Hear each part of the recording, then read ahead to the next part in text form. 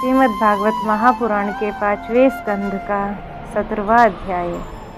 गंगा जी का विवरण और भगवान शंकर द्वारा संकर्षण देव की स्तुति। श्री सुखदेव जी कहते हैं, हे राजन, जब राजा बलि की यज्ञशाला में साक्षात यज्ञमूर्ति भगवान विष्णु ने त्रिलोकी को नापने के लिए अपना पैर फैलाया, तब उनके बाएं पैर के अंगूठे के नख से ब्रह्मांड कटाह का ऊपर का भाग फट गया और उस छिद्र में होकर जो ब्रह्मांड से बाहर के जल की धारा आई, वह उस चरण कमल को धोने से उसमें लगी हुई केसर के मिलने से लाल हो गई।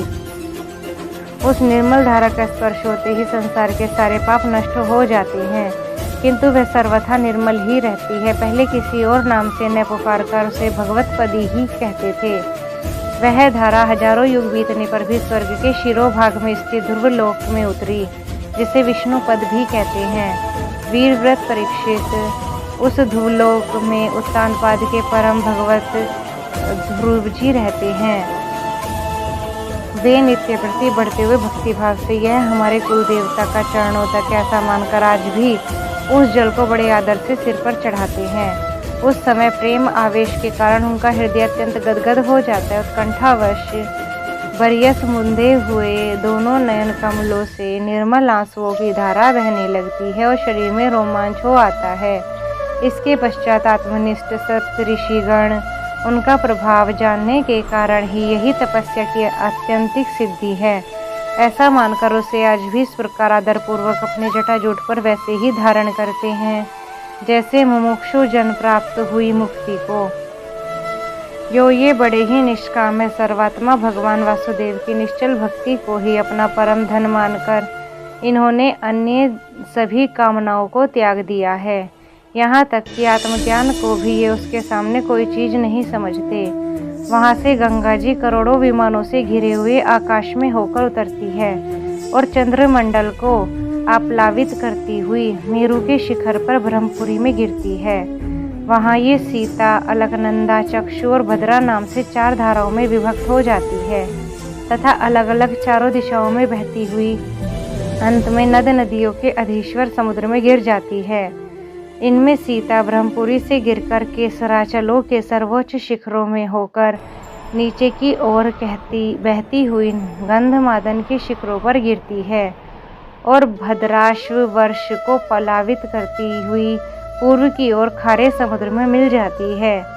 इसी प्रकार चक्षु माल्यवान के शिखर पर पहुंचकर वहां से बेरोक टोक केतुमाल वर्ष में बहती हुई पश्चिम की ओर क्षार समुद्र में मिल जाती है।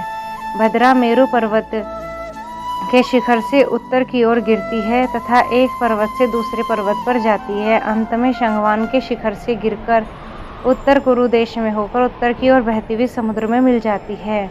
अलकनंदा ब्रह्मपुरी से दक्षिण की ओर गिरकर अनेक गिरि शिखरों को लांघती हुई हेमकूट पर्वत पर पहुंचती है। वहां से अत्यंत तीव्र वेग से और फिर दक्षिण की ओर समुद्र में जा मिलती है। इसमें स्नान करने के लिए आने वाले पुरुषों को पद पद पर अश्वमेध और राजसूय आदि यज्ञों का फल भी दुर्लभ नहीं होगा। प्रत्येक वर्ष में मेरु आदि पर्वतों से निकली हुई और भी सैकड़ों नद नदियां हैं। इन सब वर्षों में भारतवर्ष ही कर्म भूमि है। शेष 8 वर्ष तो स्वर्गवासी पुरुषों के स्वर्ग भोग से बचे हुए पुण्यों को भोगने के स्थान है, इसलिए इन्हें भूलोक के स्वर्ग भी कहते हैं। वहाँ के देवतुल्य मनुष्यों की मानवीय गणना के अनुसार 10,000 वर्ष की आयु होती है। उनमें 10,000 हाथियों का बल रहता है तथा उनसे वज्र सदृश सुदृढ़ शरीर में जो शक्ति, यौवन और उल्लास होते हैं, उनके कारण वे बहुत समय तक मैथुन आदि विषय भोगते रहते हैं। अंत में जब भोग समाप्त होने पर उनकी आयु का केवल 1 वर्ष रह जाता है, तब उनकी स्त्रियां गर्भ धारण करती हैं। इस प्रकार वह सर्वदा त्रेता युग के समान समय बना रहता है।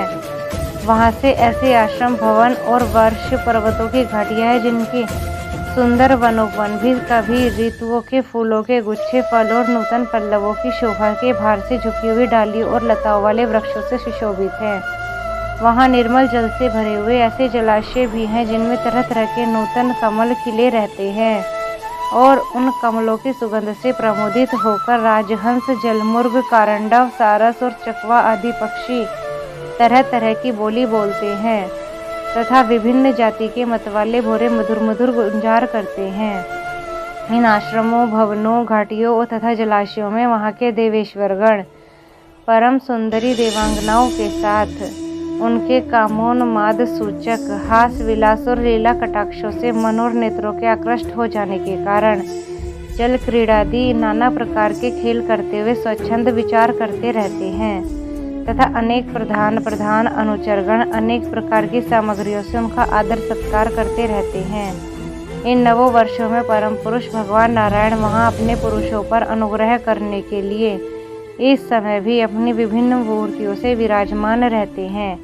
इलाव्रत वर्ष में एकमात्र भगवान शंकर ही पुरुष है। श्री पार्वती जी को इस श्राप को जानने वाला कोई दूसरा पुरुष वहाँ प्रवेश नहीं करता, क्योंकि वहाँ जो जाता है वह स्त्री रूप हो जाता है।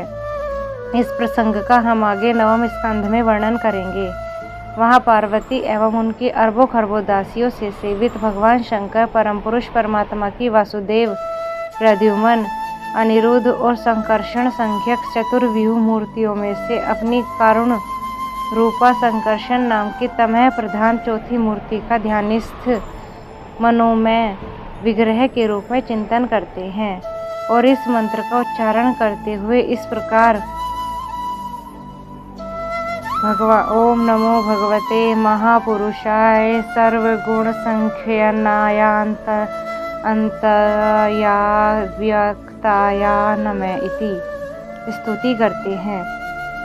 भगवान शंकर कहते हैं, ओम जिनसे सभी गुणों की अभिव्यक्ति होती है उन अनंत और अव्यक्त मूर्ति ओमकार स्वरूप परम पुरुष श्री भगवान को नमस्कार है। भजनीय प्रभु, आपके चरण कमल भक्तों को आश्रय देने वाले हैं तथा आप स्वयं संपूर्ण ऐश्वर्यों के परम आश्रय हैं। भक्तों के सामने आप अपना भूत भावन स्वरूप पूर्णतया प्रकट कर देते हैं तथा उन्हें संसार बंधन से भी मुक्त कर देते, किंतु वह भक्तों को बंधन में डालते रहते हैं। आप ही सर्वेश्वर है और मैं आपका भजन करता हूँ। हे प्रभु, हम लोगों के क्रोध के आवेग को जीत नहीं सके हैं और हमारी दृष्टि तत्काल पाप से लिप्त हो जाती है, परंतु आप तो संसार का नियमन करने के लिए निरंतर साक्षी रूप से उसके सारे व्यापारों को देखते रहते हैं, तथापि हमारी तरफ आपकी दृष्टि पर माइक विषय तथा चित्त की वृत्तियों को नाममय का भी प्रभाव नहीं पड़ता। ऐसी स्थिति में मन को वश में करने की इच्छा वाला कौन पुरुष आपका आदर नहीं करेगा। आप जिन पुरुषों के मधु आस्वादी पाने के लिए अरुण नयन और मतवाले जान पड़ते हुए माया के वशीभूत होकर ही ऐसा मिथ्या दर्शन करते हैं तथा आपके चरण स्पर्श से ही चित्त चंचल हो जाने के कारण नागपत्नियां लज्जावश आपकी पूजा करने में असमर्थ हो जाती हैं। वेद मंत्र आपको जगत की उत्पत्ति, स्थिति और लय का कारण बताते हैं, परंतु आप स्वयं इन तीनों विकारों से रहित, इसलिए आपको अनंत कहते हैं। आपके सहस्र मस्तकों पर यह भूमंडल सरसों के दाने के समान रखा हुआ है। आपको तो यह भी नहीं मालूम होता कि वह कहाँ स्थित है। जिनसे उत्पन्न हुआ है मैं अहंकार रूप अपने त्रिगुण में तेज से देवता, इंद्रिय और भूतों की रचना करता हूँ। वे विज्ञान के आश्रय भगवान ब्रह्मा जी भी आपके ही महत्त्व संज्ञक प्रथम गुण में स्वरूप है। हे महात्मन, महत्त्व, अहंकार, इंद्रिय अभिमानी देवता, इंद्रियां और पंचभूत आदि हम सभी डोरी में बंधे हुए पक्षी के समान आपकी क्रिया शक्ति के वशीभूत रहकर आपकी ही कृपा से इस जगत की रचना करते हैं। सत्व आदि गुणों की सृष्टि से मोहित हुआ यह जीव आपकी ही रची हुई तथा कर्म बंधन में बांधने वाली माया को तो कदाचित जान भी लेता है, किंतु उससे मुक्त होने का उपाय उसे सुगमता से नहीं मालूम होता। इस जगत की उत्पत्ति और प्रलय भी आप ही के रूप है। ऐसे आपको मैं बार बार नमस्कार करता हूँ।